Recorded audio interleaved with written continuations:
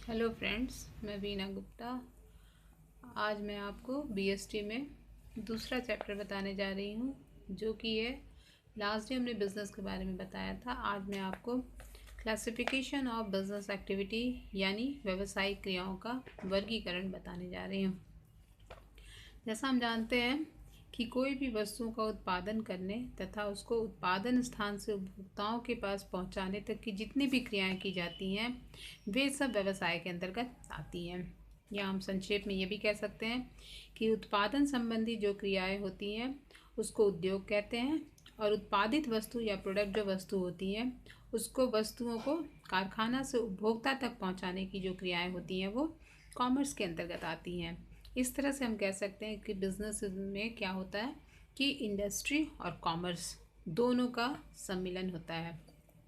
इस तरह से हम आगे कह सकते हैं इन सब क्रियाओं का जो विभाजन होता है उसको ही हम व्यवसाय कहते हैं। तो सबसे पहले हम ये जानेंगे कि व्यवसाय आखिर होता क्या है, या हम कह सकते हैं कि इंडस्ट्री का क्या मतलब होता है, और उसमें हम फिर देखेंगे बाद में कॉमर्स का क्या मतलब होता है। तो आज हम इंडस्ट्री के बारे में थोड़ा सा जानते हैं कि इंडस्ट्री किसको कहते हैं। तो इंडस्ट्री का मतलब होता है, इंडस्ट्री का मतलब it refers to that economic activity which undertakes the production of goods and services. यानी कि हम ये कह सकते हैं कि वे सभी क्रियाएं जिनके माध्यम से आर्थिक क्रियाओं से होता है जो कि वस्तु तथा सेवाओं का उत्पादन करती है। यानी कि वे सभी क्रियाएं जिनके माध्यम से कच्चे माल, जिसको रॉ मटेरियल कहते हैं, रॉ मटेरियल को तैयार या फर्निश्ड प्रोडक्ट में परिवर्तित किया जाता है, वो उद्योग के अंतर्गत शामिल होती है। या हम ये कह सकते हैं उद्योग से मतलब वस्तुओं तथा वस्तुओं के उत्पादन और निर्माण से होता है, जिसमें उद्योग में क्या होता है कि उसकी प्रकृति द्वारा प्रदान की गई पदार्थों के रूप में उपयोगिता सृजित करने से और उन्हें उपभोग योग्य बनाने के लिए, यानी कंज्यूम कैसे करना है उसके योग्य बनाने के लिए जो कार्यविधि की जाती हैं वो इंडस्ट्री के अंतर्गत आती हैं। और हम कह सकते हैं उद्योग को 3 प्रकार से तैयार किया जाता है। उद्योगों को 3 प्रकार से तैयार माल में शामिल किया जाता है, जिसमें पहला है प्रोसीड्योर और कैपिटल गुड्स, दूसरा है कंज्यूमर गुड्स, तीसरा है इंटरमीडिएट गुड्स। यानी कि पहला है उत्पादक माल, दूसरा है उपभोक्ता माल, और तीसरा है पूर्ववर्ती या मध्यवर्ती माल। इस तरह से प्रोड्यूसर गुड्स जो होता है, या हम कह सकते हैं कैपिटल गुड्स, वो होती हैं जिनमें क्या होता है, जिनमें वस्तुओं को दूसरे उद्योगों द्वारा उत्पादन के लिए प्रयोग किया जाता है और उन्हें उत्पादक वस्तुएं कहते हैं। जैसे हम कह सकते हैं, जैसे उसमें एग्जांपल आप जान सकते हैं, जैसे मशीनरी हो गया या फिर प्लांट हो गया या यंत्र हो गया, ये सब आपका प्रोड्यूसर और कैपिटल गुड्स के अंतर्गत आता है। दूसरा है कंज्यूमर गुड्स। तो कंज्यूमर गुड्स का मतलब क्या होता है, जिन वस्तुओं का सीधा उपभोग किया जा सकता है उसे कंज्यूमर गुड्स या उपभोक्ता माल कह सकते हैं। जैसे मान लीजिए ब्रेड हो गया, हो गया, या फिर दवाइयाँ हो गया, ये सब आपका कंज्यूमर गुड्स के अंतर्गत आता है। नेक्स्ट है इंटरमीडिएट गुड्स, जिसको कहते हैं मध्यवर्ती माल। तो मध्यवर्ती माल का मतलब ऐसा होता है कि कई उद्योग ऐसे उद्योग उत्पादन वस्तुओं का उत्पादन करते हैं जिनका किसी दूसरे उद्योग में प्रोसेस करने के बाद उसे नई वस्तु में चेंज किया जाता है या नई वस्तु बनाई जाती है। ऐसे वस्तु को मध्यवर्ती वस्तु भी कहते हैं।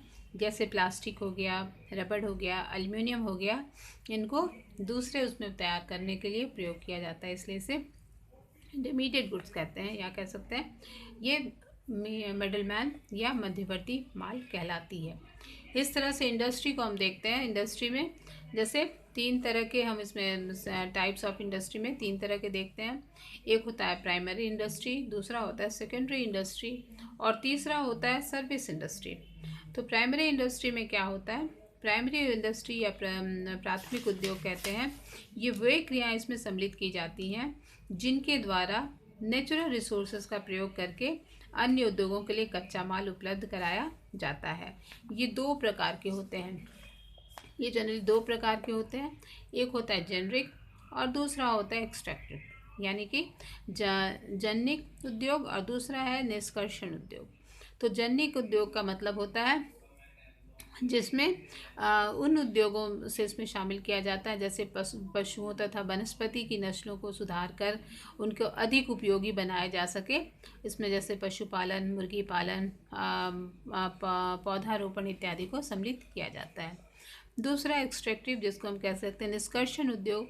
निष्कर्षण उद्योग का मतलब उन उद्योगों से होता है जिनके अंतर्गत पृथ्वी, जल, वायु से कोई पदार्थ निकाला जाता है, जैसे खानों तथा कुआं से इसमें कोयला निकालना, लोहा, गैस, तेल आदि निकालना, खुली खानों में से पत्थर निकालना, कृषि से अनाज तथा अन्य वस्तुओं का उत्पादन करना, वो इस एक्सट्रैक्टिव गुड्स में आता है। इस तरह से दूसरा है सेकेंडरी इंडस्ट्री, जिसको हम कह सकते हैं गौड़ उद्योग। गौड़ उद्योग से मतलब क्या होता है? It refers to that industry which use to raw material produced by primary industry and change them into furnace them. यानी कह सकते हैं कि इसका मतलब उस उद्योग से होता है जो प्राथमिक उद्योग तथा उत्पादित कच्चे माल का प्रयोग करता है और उसे तैयार माल में परिवर्तित करता है। जिसमें जैसे है मैन्युफैक्चरिंग इंडस्ट्री। मैन्युफैक्चरिंग इंडस्ट्री में है कि उसका मतलब होता है कि उस उद्योग से मतलब होता है जिसमें कच्चे माल फिर सेमी फर्निश्ड मटेरियल को मानव तथा मशीनों की सहायता से फर्निश्ड गुड्स में परिवर्तित करना। इस तरह से जैसे कपास से कपड़ा तैयार करना, कच्चे लोहे से इस्पात तैयार करना, गन्ने से चीनी बनाना, बांस तथा कागज का प्रयोग करके पत्थर से सीमेंट बनाना, ये सब इसके अंतर्गत आता है। इसको जैसे हम इसमें 4 भागों में बांट सकते हैं। पहला है एनालिटिकल इंडस्ट्री, दूसरा है प्रोसेसिंग इंडस्ट्री, तीसरा है सिंथेटिक इंडस्ट्री और तीसरा नेक्स्ट है असेंबलिंग इंडस्ट्री। इस तरह से इसके अंतर्गत पहला है विश्लेषणात्मक उद्योग, जिसके अंतर्गत कहते हैं कि इस एक वस्तु को अनेक प्रकार की वस्तुओं का उत्पादन इसके अंतर्गत किया जाता है, जैसे कच्चे माल से पेट्रोल, डीजल, फिर गैसोलीन इत्यादि का उत्पादन करना। फिर प्रोसेसिंग इंडस्ट्री के अंतर्गत आता है जिसमें उत्पादन प्रोसेस से निकालकर उपयोगी वस्तुएं तैयार की जाती हैं, जैसे गन्ने से चीनी तैयार करना। उसी तरह से सिंथेटिक इंडस्ट्री के अंतर्गत आता है कच्चे पदार्थों से मिलाकर एक नया अधिक उपयोगी पदार्थ तैयार करना, जैसे चूना, पत्थर, जिप्सम से कोयले को मिलाकर के सीमेंट तैयार करना।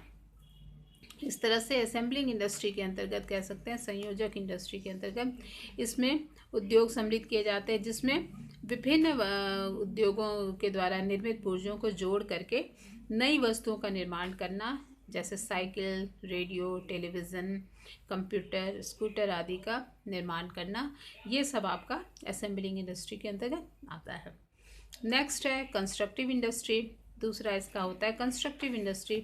कंस्ट्रक्टिव इंडस्ट्री के अंतर्गत जैसे हम जानते हैं उन उद्योगों को शामिल किया जाता है जिसमें लोहा, सीमेंट, ईंटें, लकड़ी इत्यादि का प्रयोग करके भवन, पुल, सड़क आदि का निर्माण किया जाता है और उद्योग प्रायः वस्तुओं का निर्माण करते हैं।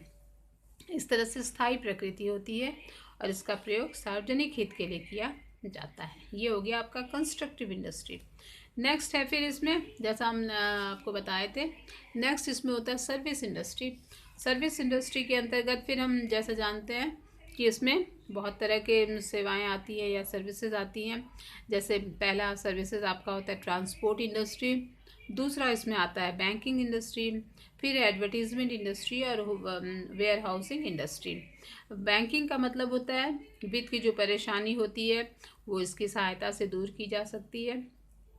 नेक्स्ट इंश्योरेंस की जो होती है जोखिम, जैसे बिजनेस में हमेशा जोखिम है, रिस्क आ सकता है, उसकी परेशानी इससे दूर होती है। एडवर्टाइजिंग इंडस्ट्री का काम होता है संदेश वहन करना या कम्युनिकेट करना। और वेयर हाउस का जो काम होता है करना, इसके द्वारा बिजनेस में जो परेशानी होती है उसको दूर करना। इस तरह से आज हम लोगों ने देखा कि बिजनेस